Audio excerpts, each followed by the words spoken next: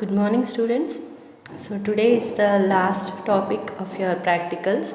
So that is amphibian experiments or amphibian graphs. So we have seen the nerve muscle experiments like simple muscle twitch and effect of temperature on SMT and effect of two successive stimuli and effect of increasing strength, tetanus, fatigue, effect of load. So all these are nerve muscle experiments, and now we are going to see the cardiac amphibian heart or cardiac experiments.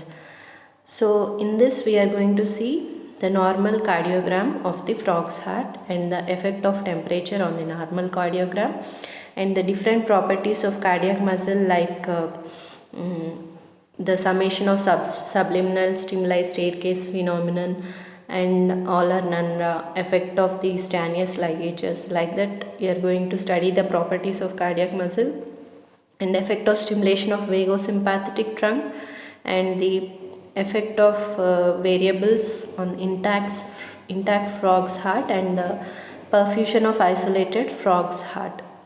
So all these frog experiments also you have to enter in your record book. So the under the heading, the picture on the left side of the page, the picture should be there or the graph should be present, and on the right side under the heading you have to write down the viva question and answers. So the normal cardiogram picture is will be looking like this. So in the frog's heart it consists of two atria and one ventricle. So the sinus venosus is the pacemaker of frog's heart, and the impulse travels from the sinus venosus to the atria and then to the ventricle. So electrical events in the heart precede the mechanical contractions.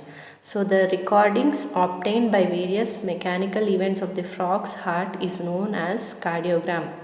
Okay, so the recording obtained by various mechanical events. Okay, so the mechanical events are atrial systole, diastole and ventricular systole and diastole. So those events recorded from the frog's heart is known as cardiogram. So the cardiogram is the record of mechanical activity of the heart, while electrocardiogram is the record of electrical activity of the heart. Okay, so in this picture you can see the cardiogram is taken at the speed of 2.5 mm per second, that is above 1, and below 1 it is at a much higher speed. Okay, so what happens during systole, the liver is pulled down, and while during diastole the liver will be pulled up to its former position. So those are the normal systole and diastole recordings in a graphical form. Okay, so there is nothing much in this normal cardiogram. If the examiner wants to ask, he will ask why the frog's heart is used for the study of properties of heart. Means it continues to beat even after the chest is opened. So that is the main specialty of the frog's heart, and it obtains adequate supply of oxygen directly from the blood in its chambers and from the atmosphere. Okay, and describe the graph means the downstroke of the tracing represents the systole and upstroke diastole. So atrial systole followed by diastole, then ventricular systole followed by diastole. So the heart rate is in beats per minute, and the normal frog's heart rate is 30 to 50 beats per minute. Okay, so next is effect of temperature.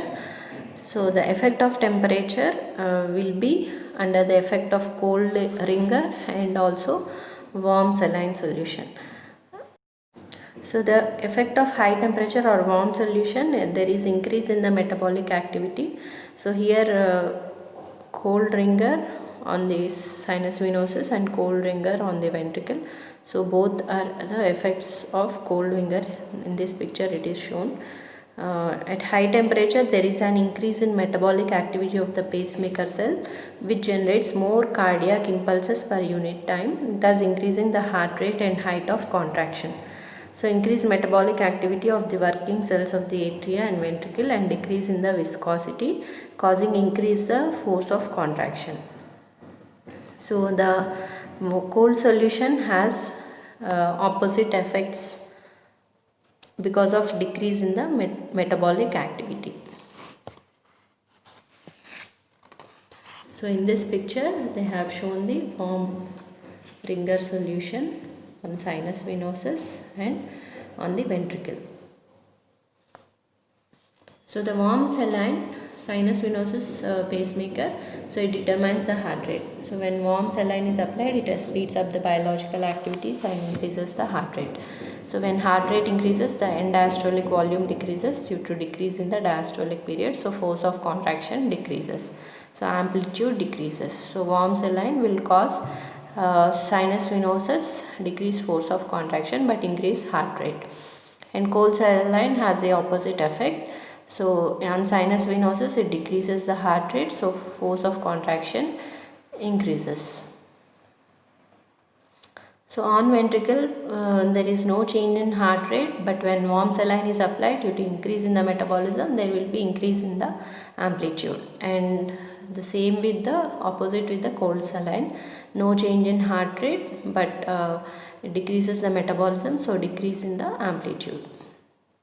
And then the effect of Stanius ligature. Stanius ligatures are the first and second ligatures are present. So first one is when the ligature or suture is applied over the sino-auricular junction and tied, and the conduction of impulse from sinus venosus to atria is blocked. So the atria and ventricle stop beating, but the sinus venosus continues to beat. And then second ligature is when the ligature is applied between atria and ventricle and tied, and the transmission of cardiac impulse is blocked from atria to ventricle. The ventricle stops beating whereas the atria continue to beat. Okay.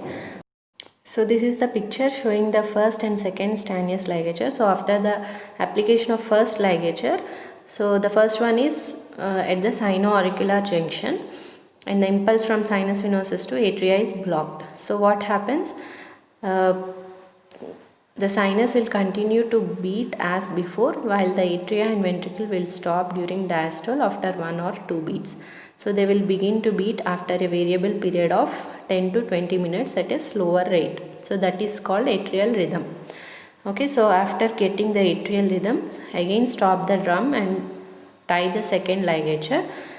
So the ligature between the atria and ventricle. So the ventricle immediately stops contracting while the sinus and atria continue to beat at their own rates. So because the first ligature is also still in place, we are not able to get any recordings here. So the drum is again stopped and wait for some time till the ventricle starts contracting. So after some time the ventricle starts contracting, so that is called idioventricular rhythm, and the contractions like this are recorded. Okay, so this is to study the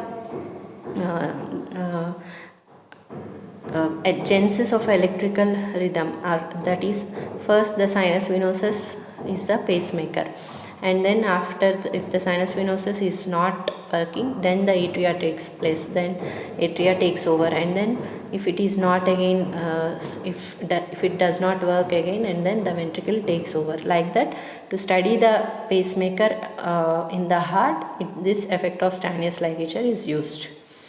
And then effect of vagal stimulation.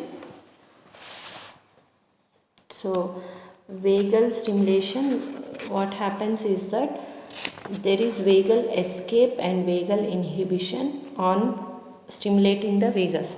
So unlike the amphibian heart, the vagus and sympathetic fibers are separate in human beings. Therefore only parasympathetic effects are seen on stimulating the vagus. So on continuous stimulation of vagus, there results in vagal escape. So what is vagal escape means? After recording the vagal inhibition, continue the stimulation of vagus till heart recovers automatically even on continuation of vagal stimulation. So heart which is escaping from that vagal inhibition is nothing but vagal escape. So it again recovers its normal cardiogram. So the vagal stimulation, we have to stimulate the vagus. So vagal tone is the tonic inhibitory influence on the human heart. So when the heart is denervated, the intrinsic heart rate is 100 to 120, whereas the normal heart rate is 60 to 100. So this decrease in heart rate is due to vagal tone. So when the vagus is stimulated, the heart at first stops, but as stimulation is continued, heart escapes from this inhibitory effect and start to beat once again. That is called vagal escape. So the factors responsible for vagal escape are idioventricular rhythm. So the ventricle starts generating rhythm and depletion of acetylcholine on continuous stimulation. Acetylcholine released is depleted after some time at the nerve endings. So therefore the effect of vagal stimulation is temporary, and the sympathetic fibers are also activated, which overpower the vagal effect, thus releasing the ventricle from inhibition. And vasovagal syncope is the sudden stimulation of vagus nerve. There occurs a transient and sudden loss of consciousness. So these are the factors responsible for vagal escape. Okay, so the same thing I have explained you.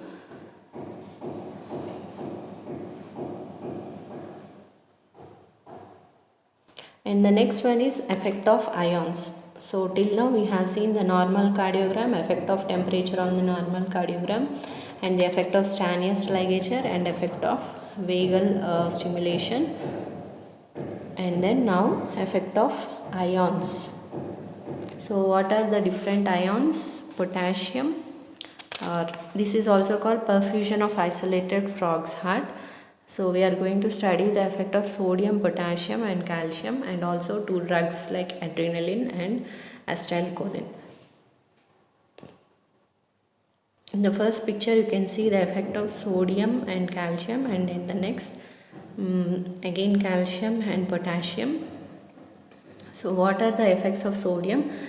On heart rate, sodium increases, it doesn't have any effect on heart rate, and the force of contraction may decrease as sodium competes with calcium.